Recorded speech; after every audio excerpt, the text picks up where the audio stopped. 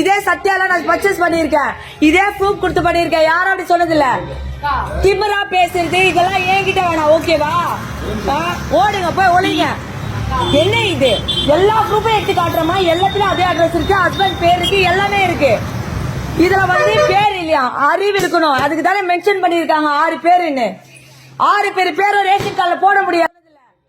இந்த ஃபோட்டோவில் இருக்கா இல்லையா, எரும மாட்டுக்கு பேண்ட் ஷர்ட் போட்ட மாதிரி இந்த நாய் என்ன பண்ணுச்சு, நேற்று சத்யா ஷோரூம் அரும்பக்கத்தில் இருக்கு இல்லையா, அரும்பக்கத்தில் இருக்கிற பிரான்ச்சுக்கு நான் வந்து ஐஃபோன் வாங்கலான்னு சொல்லிட்டு நான் போயிருந்தேன். அப்போ வந்து என்னோடய ஐடி ப்ரூஃப் எல்லாமே வந்து எடுத்துகிட்டு போயிருந்தேன். ஸோ அந்த ஐடி ப்ரூஃபை வச்சு தான் நான் சத்யா ஷோரூமில் போரூரில் வந்து ஏசி அண்ட் வந்து வாஷிங் மிஷின் எல்லாமே வாங்கியிருக்கேன். அங்கே ரெகுலர் கஸ்டமர் கூட நான். இந்த நாய் என்ன பண்ணால், தேவையே இல்லாமல் கஸ்டமர் முன்னாடி திமிராக உக்காந்துக்கிட்டு ஆதார் கார்டை செக் பண்ணிவிட்டு உன் ஹஸ்பண்ட் பேரே இல்லையே அப்படின்ற மாதிரி பேசினான். அதுவே எனக்கு ஒரு மாதிரி ஹர்ட் ஆச்சு. இவன் எப்படி வந்து ஒரிஜினல் ப்ரூஃபை பார்த்துட்டு செக் பண்ண தெரியாமல் இவன் பண்ணுறான். சரி ஓகேன்னு சொல்லிட்டு அதுக்கும் நான் சைலண்ட்டாக இருந்தேன். அப்புறம் ரேஷன் கார்டு கொடுங்க அப்படின்னு கேட்டான்.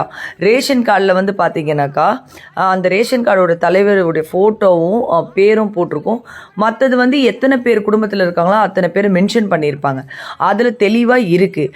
இவன் அதையும் எடுத்துகிட்டு என்ன இது 2 பேர் தான் இருக்குது, மீதி பேர்லாம் எங்கே அப்படின்னா, அப்போ நான் என்ன பண்ணேன், பொறுமையாக ஹேண்டில் பண்ணேன். இங்கே பாருங்கப்பா, இங்கே கீழே போட்டிருக்க பாருங்கள் 6 பேர் மென்ஷன் பண்ணி. இத்தனை வருஷமாக ரேஷன் கார்டு வாங்கிட்டுருக்கோம், நீங்கள் என்ன எந்த ப்ரூஃப் கொடுத்தாலும் இது இல்லை அது இல்லைன்னு சொல்கிறீங்க. அது மட்டும் இல்லாமல் எல்லா ப்ரூஃப்லேயும் ஓன் ஹவுஸோடைய அட்ரஸ்ஸு அதில் தெளிவாக இருக்குது.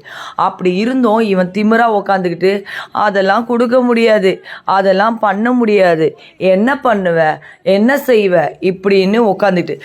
சத்யா ஷோரூமுக்கு ஒன்று சொல்கிறேன், இந்த மாதிரி பொம்பளை பொறுக்கிவன் இவன் பார்த்த பார்வையே சரியில்லை. அது மட்டும் இல்லாமல் இந்த நாய் நக்கலை சிரித்து அதுவும் திமிரா தெனாவட்டில் வேற பேசுகிறான். என்ன பண்ண முடியும், இது ஏன் ஷாப்பு, இது ஏன் கடை, கொடுக்க முடியாது அப்படின்னு அனாவசியமான வார்த்தையெல்லாம் பேசினான். இவன் பேசினால தான் எனக்கு டென்ஷன் ஆகி நான் கத்த ஆரம்பித்தேன். சத்யா ஷோரூமுக்கு ஒன்று சொல்கிறேன், கஸ்டமர்ஸ் எல்லாம் இந்த மாதிரி வந்து பொம்பளை பொறுக்கி ரவுடிங்கில் நீங்கள் வந்து ஷோரூமில் வந்து நீங்கள் கஸ்டமருக்கு யாராவது வச்சிங்கன்னா உங்களோட ஷாப்பு இழுத்து மூடப்படும். இவனை வந்து வேலை விட்டு நீங்கள் தூக்கலையேன்னா 100% கண்டிப்பாக நான் சொல்கிறேன், இது நான் பெரிய ஆக்ஷனை நான் எடுப்பேன். அரும்பக்கம் ஷோரூமில் வந்து இவனை கண்டிப்பாக நான் அடித்து போலீஸில் பிடிச்சி கொடுப்பேன். இவன் என்னை பேசின வரைக்கும் நான் சும்மா விட மாட்டேன். அவன் மூஞ்ச பாருங்களேன், திருட்டு நாய். ஒரிஜினல் ப்ரூஃப் எடுத்துகிட்டு வரவங்களுக்கெல்லாம் கொடுக்க மாட்டேங்கிறான். இந்த அங்கேருந்து பொருளை வாங்கி திருடி விற்கிறாங்க பார்த்தீங்களா, அவங்கக்கிட்ட கமிஷன் வாங்கி அவங்களுக்கு பொருள் கொடுக்குறான் இந்த திருட்டு நாய். இந்த திருட்டு நாயை சத்யா ஷோரூமில் வச்சுருக்காங்க, அரும்பக்கம் பிரான்ச்சு. போரூரில் இருக்கிற சத்யா ஷோரூமில் நான் ரெகுலர் கஸ்டமர் வேறு. அப்படி இருக்கும்போது அந்த இடத்துல இவன் வந்து என் ப்ரூஃபெல்லாம் பொய்ன்னு சொல்லி என்னை அவமானப்படுத்துறதுனால இவனை நான் சும்மா விட மாட்டேன். ஷோரூமில் கண்டிப்பாக இவன் இருந்தானா இவனை இழுத்து போட்டு அடித்து போலீஸில் கம்ப்ளைண்ட் பண்ணுவேன். பெண்களை எப்படின்னு தரக்குறைவாக பேசுவேன்னு அதில் வேற எகிரிக்கிட்டு வரான் என்கிட்ட. பார்வையே சரியில்லை, சரியான பொம்பளை பொறுக்கி மாதிரி இருக்கான். ஈன்னு வலிஞ்சிக்கிட்டு நான் வந்து எனக்கு யாராவது சிரிச்சாங்கன்னா எனக்கு சிரிக்கிறது பிடிக்காது. நான் பாட்டுன்னு சைலண்ட்டாக இருந்தேன். இவன் பார்த்த பார்வையே சரியில்லை. சத்யா ஷோரூமுக்கு ஒன்று சொல்கிறேன், இவனை இங்கே வச்சுருந்தீங்கன்னா நான் தர்மடி அடிப்பேன்.